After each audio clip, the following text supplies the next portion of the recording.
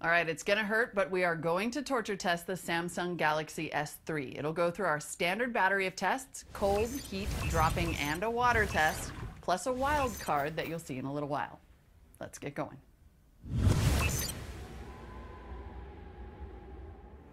Time for the cold test. Samsung Galaxy S3 going in the freezer for 2 hours.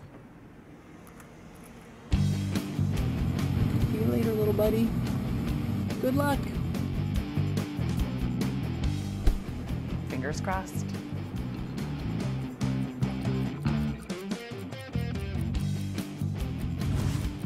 Okay, our Samsung Galaxy S3 has been in the freezer 2 hours. Let's see how it's doing.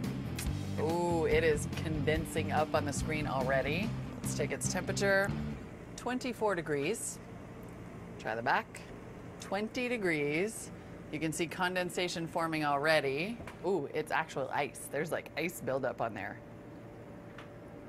Let's try to turn it on. Okay, well, it comes on. It is sluggish, but still functional.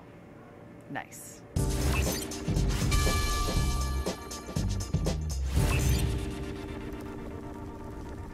Okay, so we're trying a new thing for the torture test. We have bought a terrarium, and then I ordered 250-watt ceramic bulbs that are meant to sort of heat up like a lizard enclosure.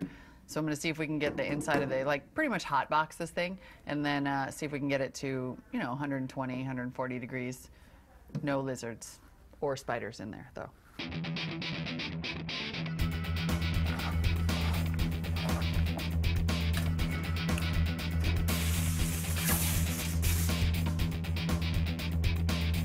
Okay, now it's time for the heat test. We had to reconfigure our terrarium of death a little bit to get it hotter in there. Now I think it might be too hot, so we're actually just gonna go with one bulb.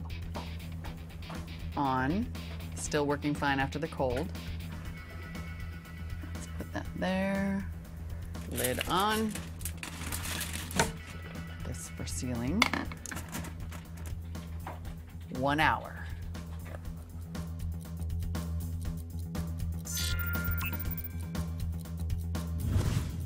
We might have gotten a little carried away with the heat test. It got pretty hot inside the terrarium of death. I did turn off this top bulb, but it might have been a little unfair. Let's see how it's doing.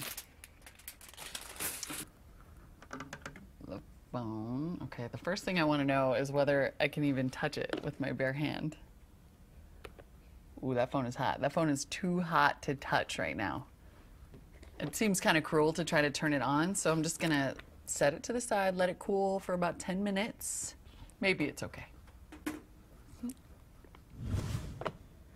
All right, so it's been resting for about 10 minutes. It's now pretty much room temperature to the touch. Let's see if it turns on. It came on. Oh my God. Okay. My mind is blown right now. Well played, phone. Well played. This thing is totally fine. I think it's snappier than it was after the cold test. Unbelievable.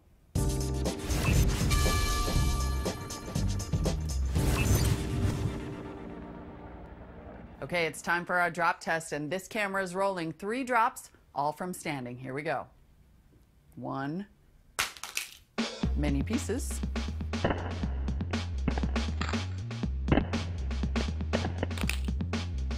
Put it back together.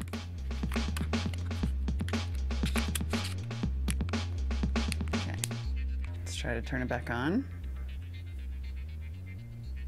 It's waking up. Also, no cracks.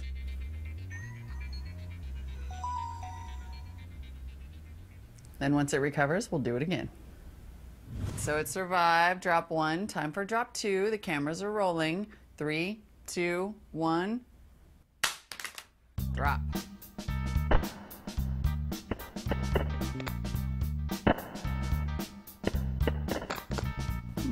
The camera turned off.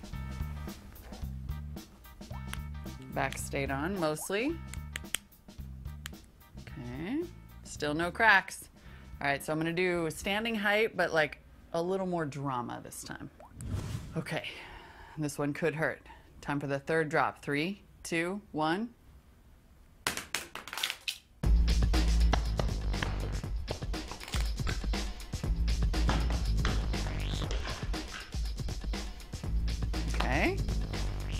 Gotta say, it doesn't feel very sturdy, this phone, but maybe that's working in its advantage. Like this thing, it's never gonna shatter because it's totally flimsy already. All right, let's try on again. Seems to be totally fine. Drop test, no big deal.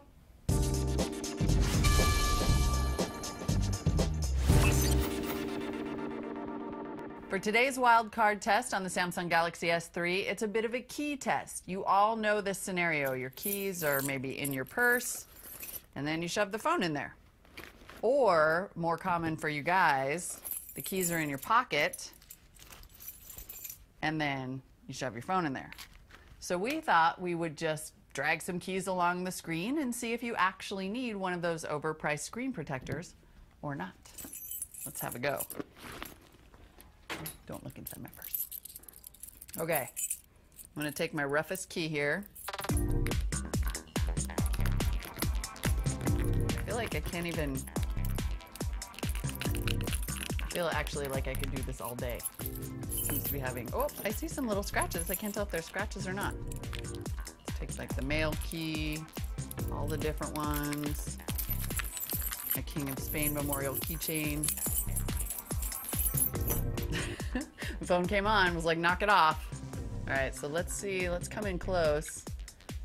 I can definitely see scratches, but I don't think any of them rise to the level of true scratching.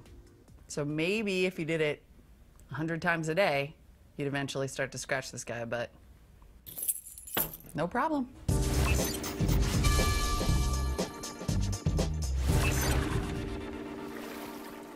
Now it's time for the dreaded water test. We're gonna dunk it in our fish tank here, then take it out and put it in our recovery bag, leave it for a few days, and we'll find out in studio whether it survived.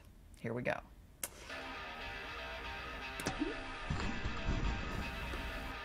Let's leave it for 10-15 seconds. Looks like our screen went off.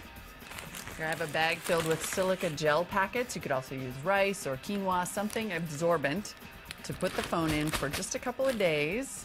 Let's get it out of here. Don't try to turn it on. Let's dry it off here. Oh, it's making its little like water noises that it makes. Oh, that's so messed up. I know. Help is on the way. Okay, we'll put it in here. Oh, it does come back on now. This phone is amazing. But just in case, let's put it in here. We're just gonna put it in our little bag here. And we will check on it again in a couple days, but I gotta say, looking good so far. Still turning on. Stop it. Off. Now, even though our Galaxy S3 turned on while I was drying it off, that actually might have killed it. We did a couple more shots with it later and it wouldn't come back on because you're really not supposed to turn your phone on after it gets dunked in water. So what I did is I took off the battery cover and took out the battery, and I've been drying the whole thing in this bag of silica gel packets for about 4 days. Here we are at the moment of truth. Let's open it up. I have no idea what's gonna happen here. So here's the battery. Put that back in. Put our cover back on. Oh man, I'm so nervous. Power. Oh, it's coming back on. The speaker is working. Oh my goodness, look at this thing. This phone is amazing, and I can officially declare the Samsung Galaxy S3 a torture test survivor.